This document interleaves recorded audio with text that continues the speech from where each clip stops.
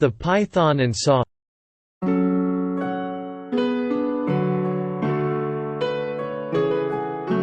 One day, a python accidentally entered the carpenter's warehouse.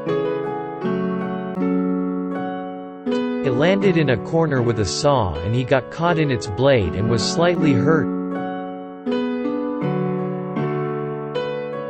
At that point the python retaliated against the saw and bit it until the python's mouth was completely injured. Because he could not understand what was happening, he thought that the saw was resisting him, so the python decided to wrap the saw so that it could completely choke the saw and poured all its strength into it. Unfortunately, the python died because of the saw. Lesson in life. Sometimes we outburst with anger, we think of revenge on those who have hurt us, but we are also the only ones who are deeply hurt and ruined.